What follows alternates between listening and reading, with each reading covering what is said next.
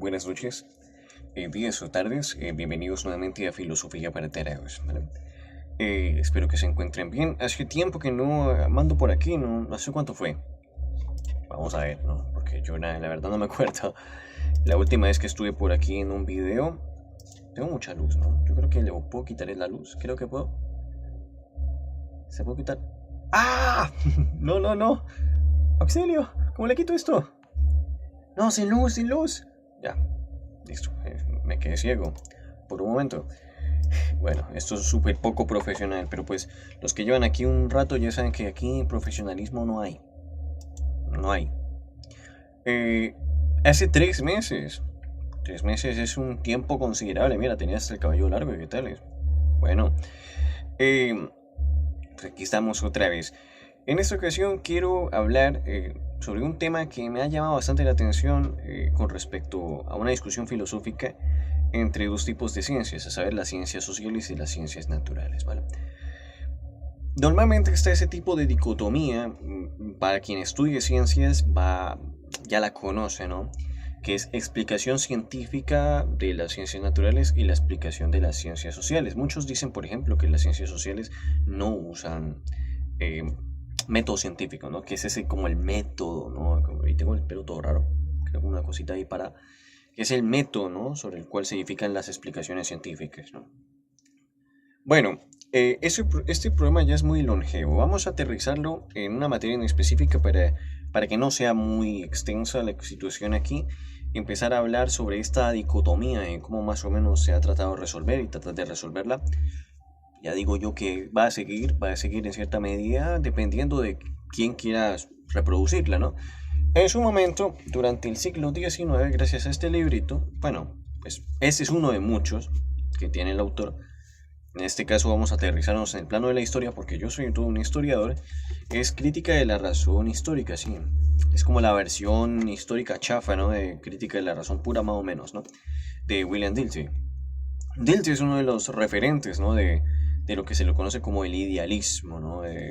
Y la dicotomía, ciencias del espíritu, ciencias de la naturaleza, ¿no? Entonces, bueno, Dilthey comienza con esta distinción, ¿no? Están las ciencias de la naturaleza por acá, están las ciencias del espíritu por aquí, ¿no? Las ciencias que conciernen al ser humano, ¿no? Bueno, en este caso, pues aquí en este lado tenemos a las ciencias como la historia, como la sociología, como la antropología, etcétera. En cuanto a las clasificaciones científicas, todos sabemos que eso es un lío tremendo, ¿no?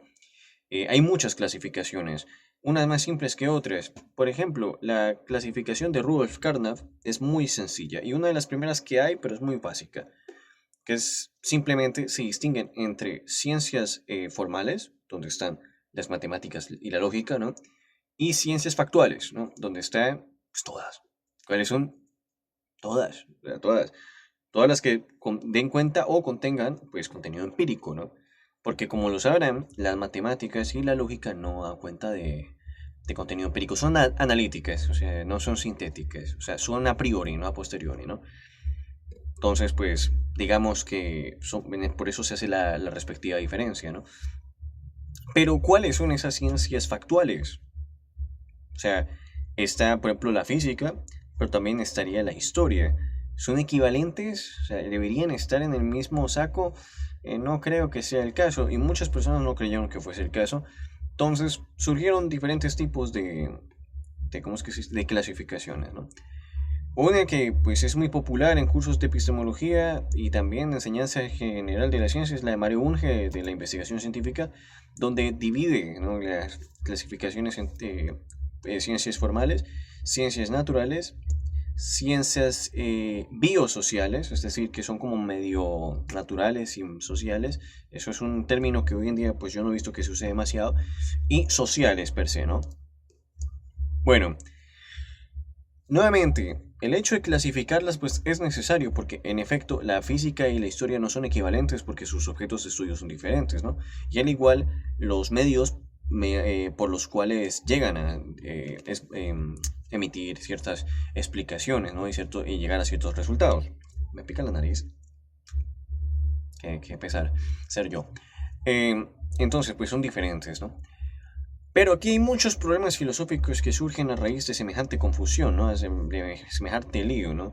El problema del realismo, del pluralismo, de la ontología, bueno, en fin, muchos problemas con respecto a estas ciencias que estudian un tipo determinado de realidad y estas otras, o es la misma, o son diferentes. Bueno, eso no nos importa aquí.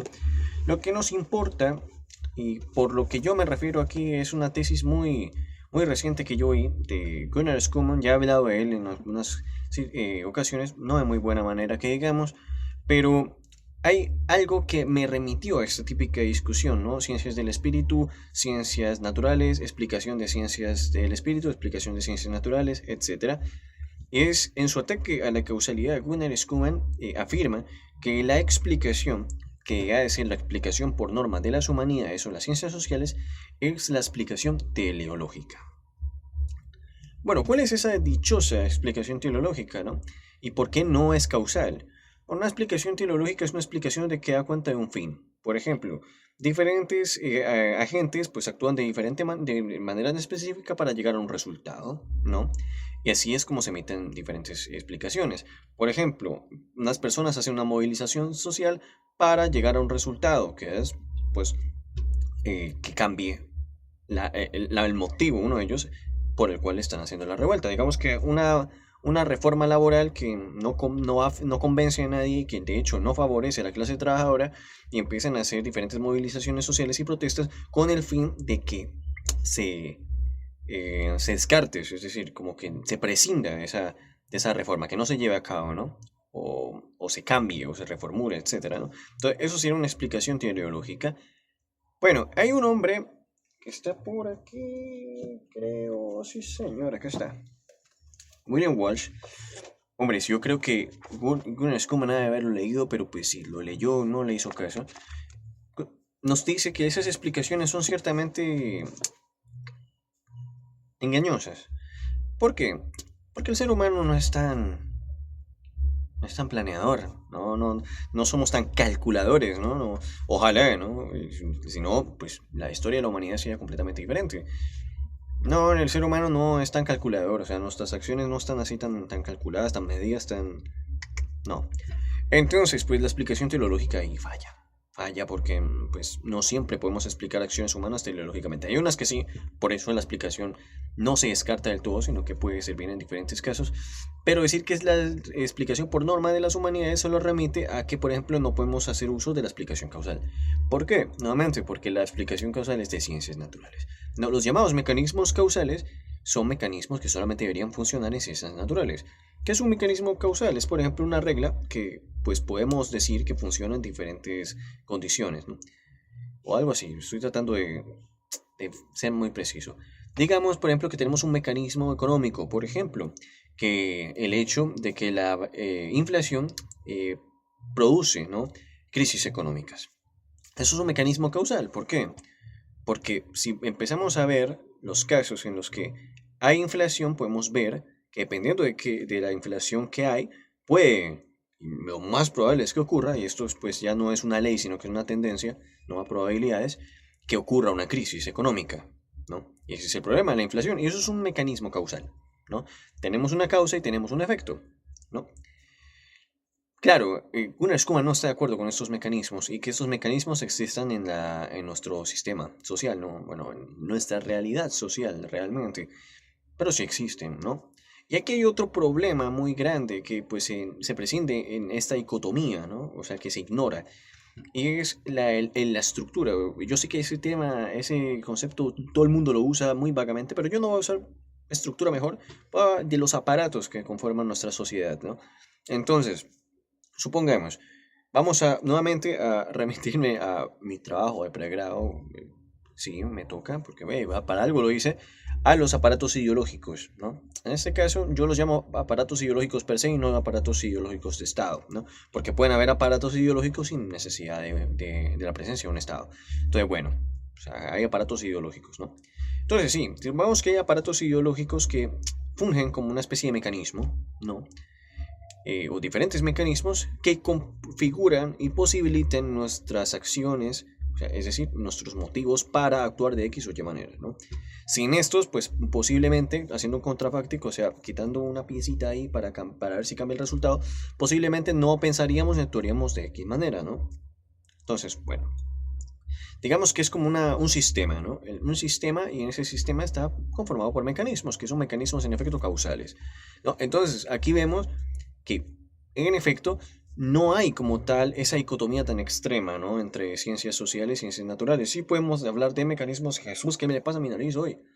Te lo juro que me pica así como por encima y es como muy molesto. A lo mejor me va a dar alergia o algo, no sé. Esperemos que no. Entonces, no siento que esa dicotomía tenga que mantenerse o al menos defenderse de tal manera. La explicación teleológica para las humanidades puede servir, pero no ha de ser la única explicación que podamos utilizar. La explicación causal aquí pues funcionaría y la explicación por tendencias también. Una explicación por tendencias muy raramente podría relacionarse con una explicación teleológica.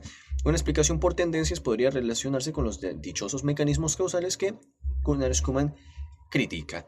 No, ahora, el problema de Gunnar Schumann, como fue como muy constante entre los críticos de la causalidad aplicada a las ciencias sociales, es que confunden el análisis causal con la creación de leyes causales. Es decir, durante el siglo XX, muchos filósofos pensaron, como Karl Hempel, que una explicación causal ha de estar respaldada por leyes causales, ¿no? No es el caso. No es el caso. Por ejemplo, Mario Bunge distingue entre tres tipos: el principio causal, la causación y el determinismo causal, ¿no? En dicho caso, nosotros podemos hacer análisis causales sin necesidad de recurrir a una legalidad, es decir, a justificar la causalidad por una ley causal. No es necesario. Y de hecho, autores que defienden, pues en parte, la explicación de la racionalidad de las acciones humanas, como William James, pues no descartan la causalidad, simplemente afirman que, pues, sí es errado tratar de justificar la causalidad por medio de leyes, o sea, de legalidad. Mientras que, por ejemplo, podríamos tratar de esbozar legalidad, o al menos articular legalidad de la justificación de las explicaciones causales en las ciencias naturales, en las ciencias sociales, pues no es necesario. Danto diría eso, Danto diría, bueno, lo ha dicho, diría, no, lo dijo. En Analytical Philosophy of History, en su obra magna para mí, fuera de las obras que hizo de filosofía del arte, que eso es otra cosa, afirmaba que, bueno, pues si la historia, por ejemplo, en este caso como una ciencia social, pues pudiese o sea, ofrecer explicaciones justificadas por leyes, pues ¿qué cambia? ¿Qué cambia? Es decir, si ahora los historiadores pudiésemos explicar por intermedio de leyes, ¿qué cambia? Hay una cosa que cambiaría, y es la razón por la que no funcionan las explicaciones legales causales en las ciencias sociales. Y por esto, Bunge, en su libro Buscar la filosofía en las ciencias sociales, afirma que, bueno, podemos usar la causalidad, sí, pero tenemos que entender que la causalidad no sirve para explicar todo, porque en este caso, tanto como la causalidad como con las explicaciones teleológicas, si la historia misma o la realidad social fuese tan calculadora, tan calculada, estuviese tan fácil de predecir, no tendríamos ningún problema en predecir absolutamente cualquier situación dinámica social del futuro, ¿no? Entonces podríamos actuar con respecto a ello y poder predecir nuestro futuro satisfactoriamente. Yo me temo que no es tan sencillo, ¿no? No es tan sencillo. Por ejemplo, actualmente, en tema de Colombia, de las elecciones, ¿no? Un candidato de derecha, que pues al parecer no, no pintaba como que iba a conseguir tantos votos como consiguió la primera vuelta, logra hacerlo. Más de 10 millones de votos, por cierto. Y la gente se sorprende, porque no era en lo absoluto predecible. Para algunos sí fue predecible, algunos que pues obviamente no subestiman la estupidez humana, lo sabían, pero para otros no, era como impensable, ¿no? Y claro, ahí rompe como ese sentido común, ¿no? En un mundo donde el sentido común no fuese el menos común, pues un hombre como este no conseguiría 10 millones de votos. Pero es que estamos en un mundo social, una realidad social, parte de un sistema donde no hay leyes establecidas, donde no hay reglas establecidas, donde puede pasar esto. Esto puede pasar, al igual que puede no ocurrir. Claro, ahí estamos hablando ya en cuestión de posibilidades. Es posible, en efecto, no es imposible, pero no hay leyes, no hay principios, hipótesis universales, como lo diga Hempel, o cualquier cosa que articule inductividad que nos permita predecir de tal manera nuestro futuro, ¿no? Si nosotros, por ejemplo, usásemos el sentido común y estableciésemos diferentes reglas, por ejemplo, no es probable o no es posible siquiera que una persona con estas características pueda conseguir 10 millones de votos o la aceptación social de gran parte de la población del país, pues podríamos predecir que obviamente no va a pasar, pero pasó, pasó y nos sorprendió a todos. Y estamos así como con la sonrisita incómoda. Y obviamente eso es una situación que es impredecible, o al menos en gran medida impredecible. Yo no lo predije porque pues nuevamente soy parte de los que subestimó la estupidez humana. Entonces, no es tan sencillo aplicar estas legalidades, menos con causalidad, menos con explicaciones teleológicas. El mundo no está, no somos, el ser humano no es tan calculador, no es tan calculador como dice William Walsh. Entonces, pues es cuanto menos complejo, ¿no? Y ese es el problema de tratar de adoptar leyes generales o de crear o formular leyes generales al estudio de las ciencias sociales. Puede haber intentos, no es un proyecto que yo diga que es imposible, pero es contraproducente para nuestros fines, porque al tratar de hacerlo nos vamos a encontrar con más de una traba que, pues pienso yo, o no lo vamos a superar o difícilmente las vamos a superar ahora. Pero, y es ahí la gran diferencia. Es una diferencia entre ciencias sociales y ciencias naturales. Nosotros no explicamos con leyes y no tenemos que hacerlo. El científico natural tiene, o al menos debería, priorizar, formular leyes, ¿no? Para poder predecir el futuro en diferentes sectores de la realidad natural que está estudiando, ¿no? Por ejemplo, predecir los sismos, ¿no?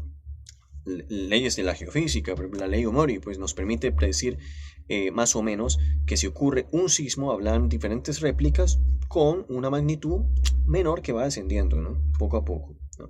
O sea que o sea, no iría siempre, muy probable, digamos que podría ser una ley probabilística como las que hablaba Ernest Nagel, pero bueno, digamos que es muy probable, si no es una inductividad muy estricta, que cada vez que pase un terremoto, pues habrá réplicas. Al menos una, dos, unas cuantas, pero réplicas habrá.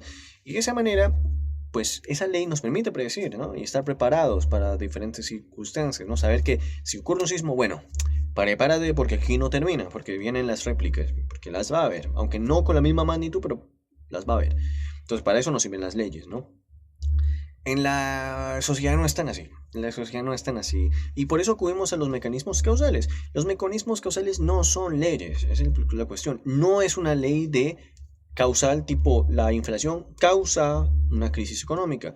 ¿Por qué? Porque podría haber inflación en mayor o menor medida de cierta manera y que no haya una crisis económica porque obviamente podemos actuar en contra de esto. Hacerle frente a ello y poder evitarlo, ¿no? Si en efecto fuese una ley estricta, pues ocurriría la crisis independientemente de nuestros intentos para poder contrarrestarla. Ya, ya, no habría manera, ¿no? Entonces, pues aquí el tema de las leyes es cuanto menos complejo de aplicar, como ya lo he reiterado. Y esa es una de las dificultades, ¿no? Primero, una de las razones por las que se emite esta dicotomía. Es como si el científico social no puede explicar por ley, entonces no es un científico, no debería ser un científico. Bueno, hombre, eso lo pensaban algunos en el siglo XX, ¿no? A mediados del siglo XX, pero estamos en pleno siglo XXI, 2026. Alguien que me diga eso, pues la verdad yo le doy le doy una palmadita en la espalda y le digo, pues, qué lástima, ¿no? Pero pues cada quien. Complejo. Entonces, ahora, otro tema de esto, de las ciencias sociales, ciencias naturales, etcétera, en el caso, por ejemplo, preciso de la historia, pues es la variedad de las representaciones, ¿no? Mientras, por ejemplo, aquí utilizan en las ciencias naturales modelos que representan la realidad, nosotros utilizamos, en este caso, la historia muy precisamente, pero puede aparecer en diferentes ciencias sociales, las narraciones. Las narraciones son nuestros modelos y son modelos completamente diferentes. Es una manera de representar el pasado, algo que ni siquiera nos es accesible empíricamente, de manera directa. Nosotros no podemos estabilizar un hecho natural, o sea, establecer o estabilizar un hecho social como si fuese un hecho natural, no es posible, porque el hecho natural se nos presenta ante nosotros. Lo podemos manipular incluso. Por eso es que podemos manipular diferentes eventos o diferentes, por ejemplo, reacciones químicas en un laboratorio, ¿no? O circunstancias. Pero, digo, fenómenos. para ser más precisos, pero con la historia o con las dinámicas sociales y hechos sociales no es tan sencillo, no podemos replicar una revolución, ¿cierto? Tampoco podemos aplicar el método experimental, por ejemplo, si yo quisiese, no sé, y me preguntase, oye, tengo una hipótesis, ¿no? Yo pienso que si cortan en este barrio durante un mes los servicios básicos como agua, como gas, como energía, etcétera, pues va a haber un estallido, ¿no? Y pues va a ser todo un caos. Bueno, la hipótesis podría ser correcta, ¿no? Pues digamos, pero yo como la compruebo, pues no puedo experimentar con la gente, no somos conejillos de indias, no voy a ir por ejemplo, en este caso en Cali, a quitar la, la energía al sector, tampoco voy a ir a quitar el agua y, y el gas, no, no puedo experimentar con eso, ¿sabes? O sea, no, no es ético, no es ético. Entonces, y nadie me permitiría hacer eso, por cierto, primero muerto. Entonces, claro, no puedo hacer experimentos con las personas. No puedo. Y en efecto, hacer encuestas no es experimentar con las personas, porque hay que manipular a las personas, en dicho caso, manipular las circunstancias para que se dé o se corrobore o se descarte un posible resultado. Con las ciencias sociales no pasa eso. Nuevamente, no porque unas sean mejores que las otras, etcétera, es porque son diferentes. Hay que entender que su objeto es diferente y la dimensión de la realidad que estudian es diferente. Dimensión social, no natural, aunque puede haber momentos en los que, bueno, se relacionan, ¿no? Por ejemplo, un historiador puede estudiar el terremoto de Lisboa, pero no explicar precisamente por leyes o por diferentes métodos que el terremoto en sí mismo. A él le interesa, el terremoto le da igual, a él le interesa es cómo las personas en su momento reaccionaron y actuaron frente a ese terremoto, ¿no? Cómo ellos, bajo su propio testimonio, convierten este acontecimiento natural en un acontecimiento histórico de gran relevancia para el historiador que lo está investigando, ¿no? Entonces, en dicho caso, pues aún, pese a que estamos hablando de un acontecimiento natural, el historiador o al científico social en dicho caso no le interesa eso, que va más relacionado con la ciencia natural, le interesa pues el hecho social y las dinámicas sociales que hay detrás de eso, los procesos, fenómenos sociales, todo lo que tenga que ver con la sociedad, ¿no? Con el ser humano. Entonces, en dicho caso, pues encontramos ahí otra diferencia fundamental, ¿no? El, el objeto, ¿no? de ambas es completamente diferente y a la vez las representaciones que hacen de estas y a la vez pues las limitaciones que tenemos, ¿no? Con respecto a esto que le llaman el método experimental, que es bajo la cual algunos cientificistas se escudan, ¿no? Es que mi ciencia sí puede experimentar. Bueno, pues yo me alegro por ti, hermano. Lo siento por, por no poder, no sé, corroborar mis hipótesis jugando con el destino y la vida de las personas. Dámame loco, ¿no? Entonces, hay personas que podrían hacer esto. En dicho caso, habría que volver a retomar el realismo práctico de Bunge, que es nuestros intereses disciplinares, o al menos investigativos, no tienen que afectar los derechos, o al menos la integridad de las personas, ¿no? O sea, hay que ser éticos, hay que hacer ciencia con ética. Y es menester hacer eso, ¿no?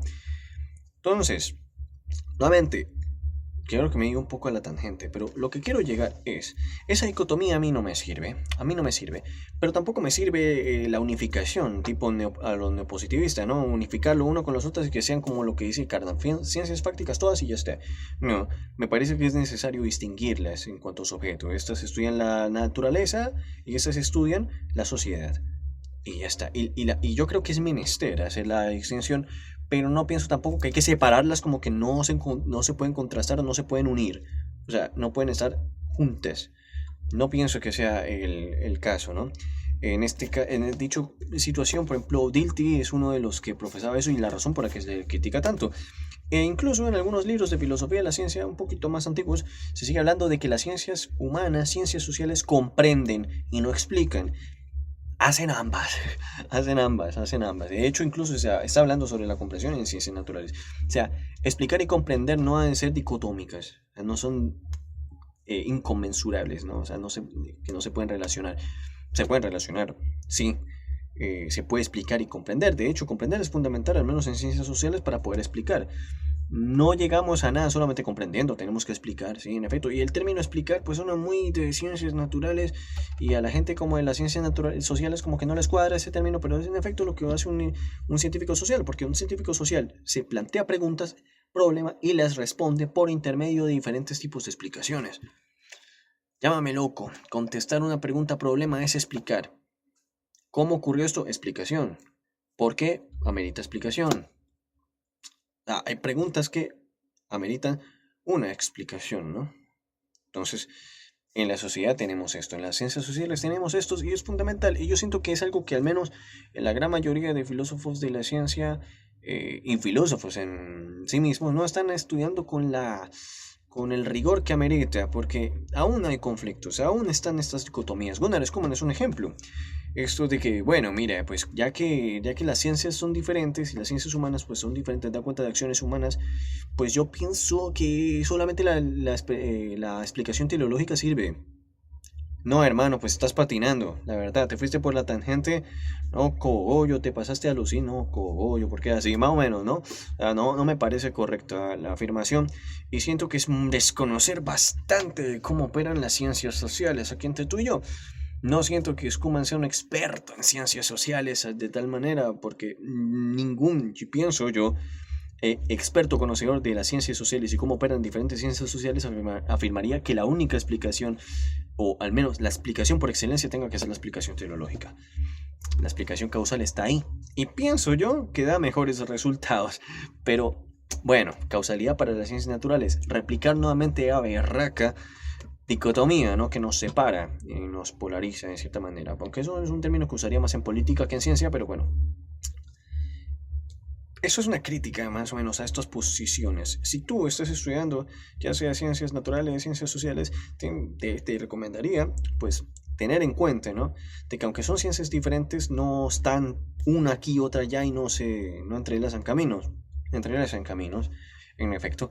Y el hecho de que seas científico social no te ancla y no te agarra y explicación teleológica y ya está. Sí, podemos explicar teleológicamente algunos casos, ¿no? Pero siento que la explicación causal está ahí y da mejores resultados. Da mejores resultados, que vamos a ser completamente claros. Y siento que nociones que normalmente se toman de las ciencias naturales como los mecanismos, bueno, en este caso mecanismos causales, funcionan. Solamente hay que adaptarlos bien. El problema de naturalizar las ciencias sociales es cuando se piensa que como esto funciona así, lo pongo aquí y ya está, y que funcione, como pensaba Hempel. Pues no. Hay que hacer un proceso de transición, ¿no? Transitivo entre cómo funciona esto aquí y adaptarlo acá. La causalidad, como se estudia y como se emplea en explicaciones de ciencias naturales, pues no funciona con las sociedades. Ha de adaptarse a un tipo diferente de causalidad aquí. Al igual, un tipo diferente de modelo, un tipo diferente de representación, pues las tiene que haber.